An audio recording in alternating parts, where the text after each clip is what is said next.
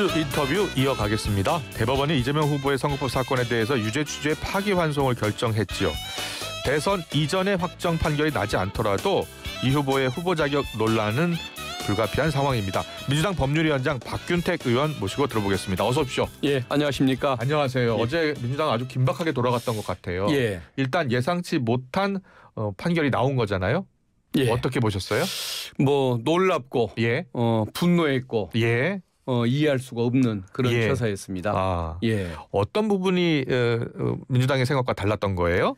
이걸 그 9일 만에 판결을 내린다는 것이 불가능한 일입니다. 예, 예. 기록이 전원 합의체 회부되고 네. 그리고 나서 9일 만에 선고됐는데 네. 사실은 나머지 그 판결문 작성 기간이 포함된 것이고 합의는 22일 날 그 회부된 다음에 24일 날 그 전원 합의체를 열었지 않습니까? 그날 합의가 된 겁니다. 그래요. 이틀 사이에 이 결론을 내렸다는 얘기인데 네.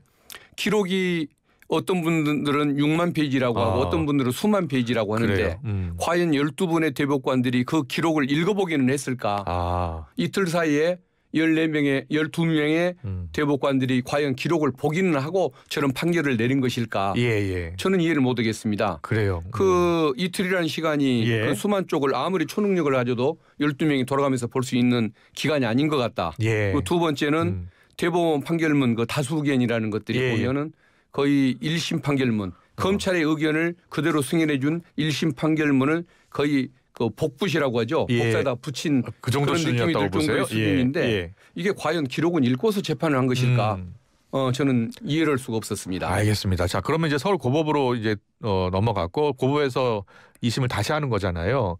그럼 6월 3일 대선이란 말이에요. 그 전에 나올 수도 있다라고 하는 분들도 있고 불가능하다라는 분도 있어요. 민주당에서는 어떻게 보고 있습니까? 이것은 절대 불가능합니다. 절대 불가능합니까? 2심 재판 기간을 아마 대법원장의 저런 그 뭐 방침 속뜻을 알았기 때문에 매우 빨리 진행하려고 노력할 것입니다만은 그래요? 그걸 하는데도 기본적으로 아무리 빨라도 뭐 2주 가까이는 걸릴 것입니다. 그런데 2주 안에 가능하지 않은 사안이지만 무리를 해서 온갖 주장 다 무시해버리고 뭐 번개처럼 하면은 2주 정도에 가능할 걸로 보여질 수가 있는데 그 재상고를 또 해야 할 거 아닙니까? 그렇죠. 만약에 그 피선권 박탈형이 나온다면 그러면 재상고할 수 있어요? 예, 그렇습니다. 그러면은 피고인 입장에서는 일주일간 안에 상고 여부를 결정을 합니다. 그럴 수 있군요. 그리고 나서 20일간 그 의견서를 제출할 기간을 또 법이 허용을 하고 그럼 있습니다. 그게 20일에다 일주일을 더하면 27일? 그걸 상고하고 의견서 작성하는 그 기간만 해서 27일이기 때문에 6월 3일 안에 재판 결과가 확정된다는 건 불가능합니다. 그렇군요. 재상고를 만약에 대법원에서 기각하더라도요. 그 기간상 물리적으로 불가능하다는 말씀이세요? 예, 그렇습니다. 대법원이 또는 보수적인 법관들이 또는 검찰이 아무리 몸부림을 쳐도 이것은 대선에 출마를 막을 방법은 없는 것입니다. 그렇군요. 알겠습니다. 자, 6월 3일 이전에 나올 수 없는 이유에 대해서 말씀을 해주셨는데요. 자, 그렇다면 만약에 이재명 후보가 대통령이 된다면 되더라도 계속 재판은 진행될 가능성이 높다는 거예요. 대법원이 그리고 또 법원이. 그렇게 재판이 계속된다면 민주당에서 어떻게 대응할 생각입니까? 헌법학계에서는 이게 재판이 당연히 중단된다라고 해석을 하고 있습니다. 헌법의 그 유명한 그 교수들 10권의 책을 읽어봤는데 여기에 대해서 세 분은 말이 없습니다. 여기에 대해서 이 쟁점을 인식을 못했던 것 같습니다. 그래요? 그렇지만 이 쟁점을 다루는 교과서 7권은 전부가 다 당연히 중단된다. 소추에는 기소와 재판을 포함하는 것이고 그 기소하지 말라는 것은 재판도 불가능하기 때문에 하지 말라는 거다라고 해서 유명한 저명한 학자들은 전부가 다 중단서를 취하고 그럼에도 있습니다. 대법원이나 그리고 법원에서 계속 재판을 진행한다면 어떻게 대응해요? 두 가지 방법이 있습니다.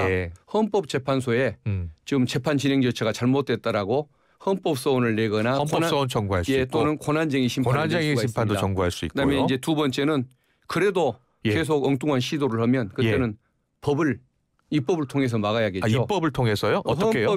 헌법의 취지대로 대통령 신분을 얻는 사람에 대해서는 재판 진행이 중단된다라는 것을 형사소송법에다가 분명히 집어넣는 방법이 있습니다. 형사소송법을 개정할 수도 있다는 거네요. 그러나 이것은 가급적이면 오해의 소지가 있기 때문에 예. 안 하고 싶은 부분인데 그렇군요. 대법원이 이성적으로 나온다면 따로 입법을 할 필요는 없는 것이겠죠. 그렇군요. 예, 이 불소추 특권에 대한 판단은 그렇다면 최종적으로 헌재가 내리게 되는 겁니까?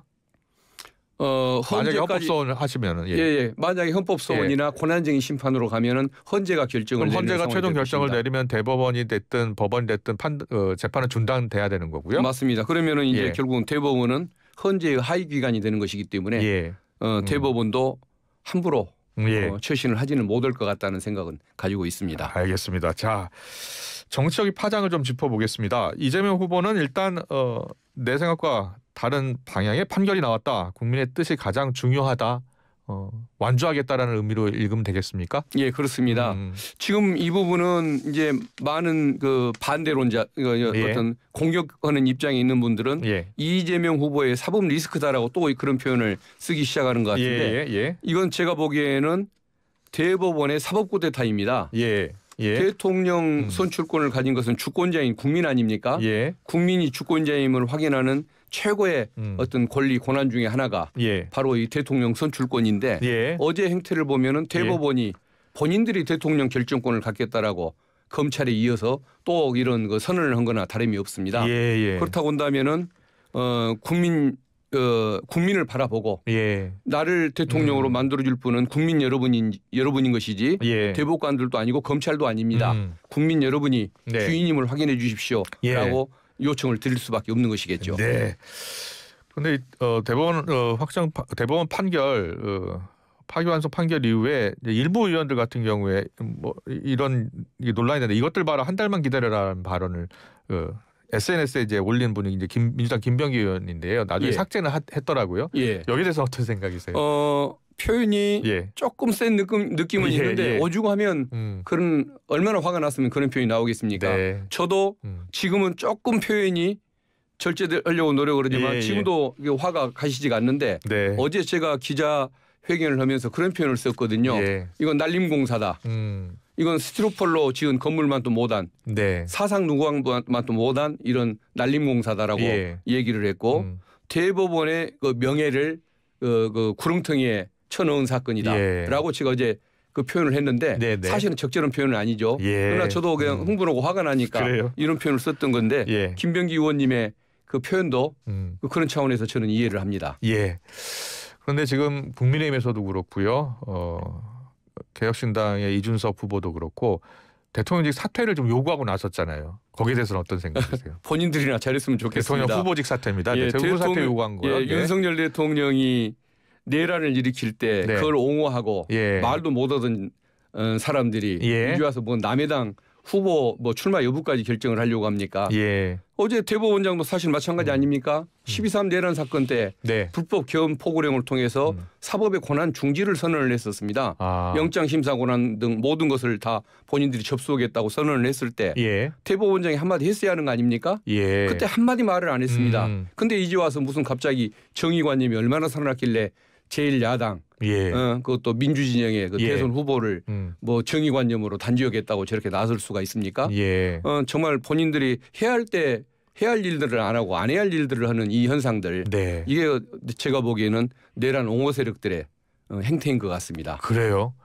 그러면 지금 대법원도 내란 옹호 세력 가운데 하나입니까? 내란 옹호 세력은 아니지만은 그 어떤 그 수구 세력들이 갖는 그러니까 민주주의 국가의 주인이 국민이라는 사실을 부정을 하고 본인들이 세상을 지배하고 싶어하는 그런 근성을 가졌다는 측면에서는 그야말로 어떤 쿠데타라는 표현을 아까 제가 사법 쿠데타라는 표현을 썼듯이 그런 범주의 국민 주권을 부정한다는 이런 측면에서는 저는 비슷한 성향들을 가졌다고 봅니다. 알겠습니다. 민주당 법률위원장이시니까요. 어제 최상목 경제부총리 탄핵소추안이 일단 상정이 됐잖아요.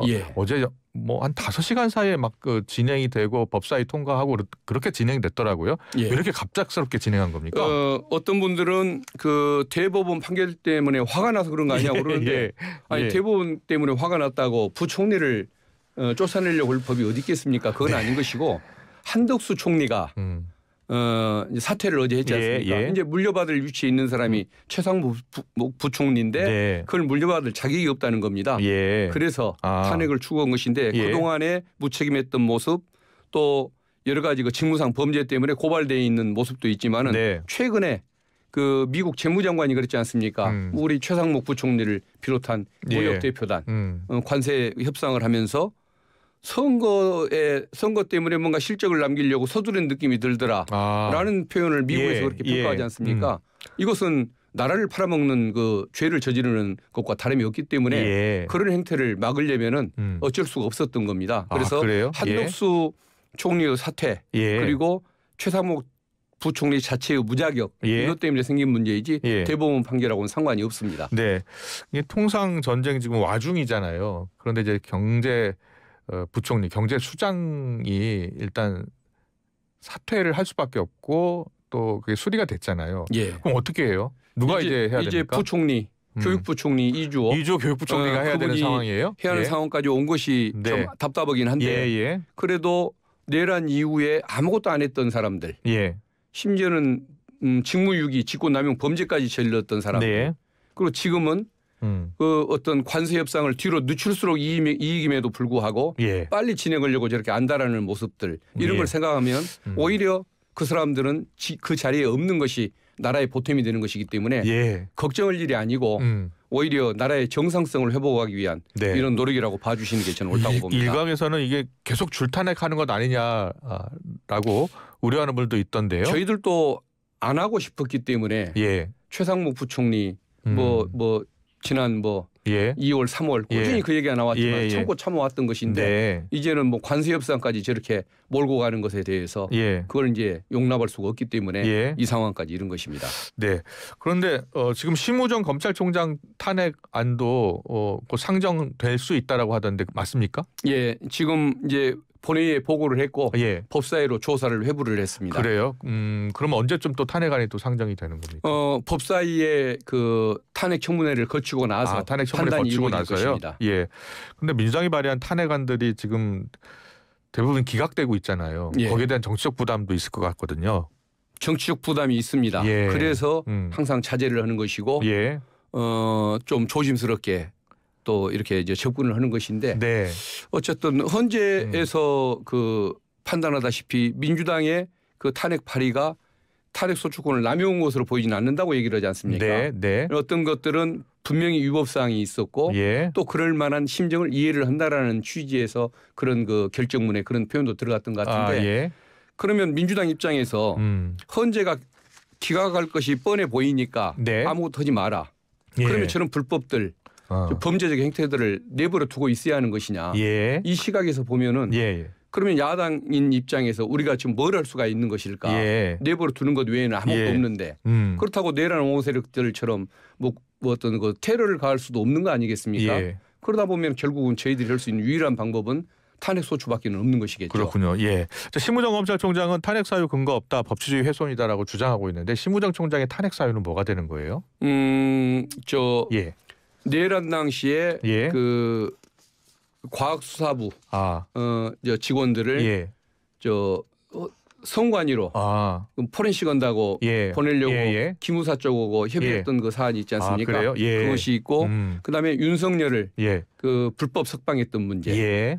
법원의 결정이 잘못됐다라고 주장하면서도 석방은 기어이 지시를 하고 직시항고를 못했지 않습니까? 그것을 아랫사람들이 정당한 주장을 하는데 못 오게 그것을 막았습니다. 그 직권남용이거든요. 그다음에 자녀의 그 불법 취업 문제는 아직 확실하게 드러난 건 아니지만 국민 상식의 눈으로 봤을 때는 분명히 문제가 있는 사안으로 보여지기 때문에 그 부분은 조사를 법사위 차원에서 조사를 해보고 판단을 해야 할 것 같습니다. 알겠습니다. 최근 1년의 지금 정치적 사건이 이어지면서요.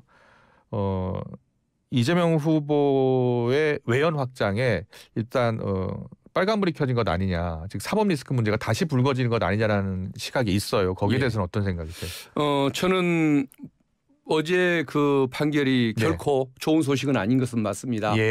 그렇지만 어제 대법원 그 판결을 논쟁적인 그 판결을 두고 이재명 대표가 뭘 잘못했나 보네라고 하면서 지지하다가 반대로 돌아서는 국민들보다는 우리가 뽑아야 할 대통령을 졸속 재판을 통해서 대통령 출마를 막고 자기들이 선택권을 행사하겠다. 국민의 권한을 뺏어가겠다라고 얘기하는 그 쿠데타적 행태에 대해서 네. 분노하는 국민들이 더 많을 거다. 그래서 오히려 저는 예. 중도에 있는 국민들도 예. 잘 판단을 하실 것 같습니다. 예. 우리의 권한을 뺏어가려는 저 법조 귀족들 예. 우리가 응징해야 한다. 이런 판단으로 돌아서는 분들이 저는 더 많다고 봅니다. 그래요. 예, 지지층 결집 효과도 있고 또 중도층의 표심도 크게 우려할 상황은 아니다. 예, 그렇습니다. 예. 이미 저 문제에 대해서는 그 뭐 죄가 된다는 시각 안 된다는 시각 1, 2심이 달랐지만은 이게 지금 대통령의 자격을 박탈해야 할 정도의 문제가 아니라는 것들에 대해서는 국민들이 이미 판단을 하고 있었던 거 아닙니까?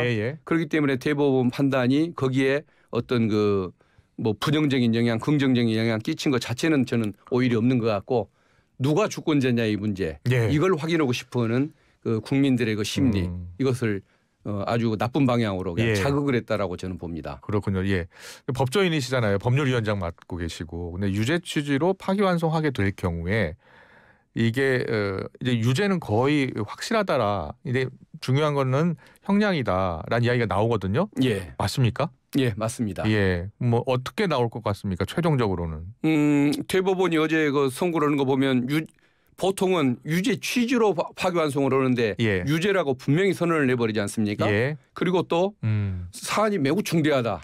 심각한 사안인 것처럼 표현을 하지 않습니까? 그러니까 형량 높게 해라라고 지침을 다 준 거죠. 그렇게 반드시 유죄를 해야 하고 형량도 높게 줘라고 대법원장이 어떤 그 2심 판사들한테 저는 이걸 지침을 준 사건이라고 봅니다. 그래요? 그래서 빨리 진행하려고 할 것이고 또 형량도 높게 하려고 할 것이고 분명히 그저 100만 원 미만으로 나오는 일은 없을 겁니다. 그래요? 그렇지만 여기에 대해서는 법적으로 철저히 다투고 국민들에게 그 법원의 문제점을 법조 귀족들의 문제점을 분명하게 알리는 이런 계기로 삼아야 할 것 같습니다. 주요 증인의 진술이 바뀌거나요? 또 새로운 증인이 나온다면은 또 달라질 수 있는 건 아닐까요? 물론 그럴 수는 있는데 이것은 그야말로 해석의 문제였던 것 같거든요. 과연 이것을 그런 말을 했다고 볼 수 있는 거냐 아니냐. 그리고 국토부가 그 뭐 그냥 11번 제가 확인한 것만 11번 실제로는 아마 20번 넘는 공문을 보내서 압박을 줬는데 이 심적 압박을 협박이라고 표현한 것이 과연 그게 과장에 불과한 것이냐 거짓말이라고 봐야 할 것이냐 이런 것들에 대한 그 어떤 해석의 문제이기 때문에 그 어떤 뭐 증인이나 이런 것들 또 내세울 수는 있지만 크게 영향을 미치지 않을 것 같습니다. 그런데 이제 보통은 법원의 판단은요 상급법원에 기속된다면서요. 예, 맞습니다. 그래서 당연히 유죄를 하려고 할 것입니다. 그러나 결국은 이것을 국민들이 심판해 줘야 한다는 이 말씀을 드리고 싶습니다. 네, 한덕수 대행이 오늘쯤 출마 선언을 할 것 같습니다. 어떻게 보고 계세요? 그분이 저는 망령이 들었다고 생각을 합니다. 내란을 막지도 못했고 계속 내란의 시기에도 무책임한 모습으로 해야 할 일은 안 하고 안 해야 할 일만 했지 않습니까? 그러다가 수구 세력들의 지지를 받다 보니까 이게 이상한 욕심이 든 거죠. 그래요? 정치인들이 제일 버티기 약한 그 압력이 출마 압력이라고 하는데 그래요? 약한 출마 압력이에요? 출마 압력에 가장 약하다는 거 아닙니까? 수구 세력들이 밀어주니까 나 아니면 안 되는 줄 알고 착각해서 저렇게 출마를 한 것 같습니다. 그런데 윤석열 정권 내내 무능한 모습을 보였지 않습니까? 뭐 하나 잘한 게 없지 않습니까? 그리고 내란 발생부터 수습하는 과정까지 책임 있는 모습을 못 보였습니다. 그리고 그 아내가 배우자가 김건희 여사보다 더한 어머니급의 그 무속 신앙에 그 휘둘려 산다는 거 아닙니까? 무능, 무책임, 무속 이 산무의 공직자를 과연 국민들이 선택해 줄 것이냐 후회할 일밖에 안 남을 것 같습니다. 그렇군요. 국민의힘 후보하고 단일화 이야기가 나오거든요. 단일화 할 것 같습니까? 단일화를 당연히 뭐 하려고 할 겁니다. 저분들의 목표는 오로지 뭐 나라가 잘 되는 거 관심 없고 이재명 안 되게 하는 거 이게 목표이기 때문에 반드시 보수 세력들의 압력으로 단일화를 하겠죠. 김문수 후보, 한동훈 후보 중에 한 명이 내일 이제 국민의힘 대선 후보로 결정이 될 텐데요. 이재명 후보 입장에서 민주당 입장에서 가장 경계해야 할 후보로 누구를 꼽고 있습니까? 누가 나와도 상관이 없을 것 같습니다. 한덕수 그분은 아까 말씀드린 산무의 공직자고 그 또 김문수 전 그분은 장관은요? 뭐 자기 아버지가 일본 사람이었다고 얘기하는 사람한테 뭐 더 이상 뭘 국민들이 기대를 하겠습니까?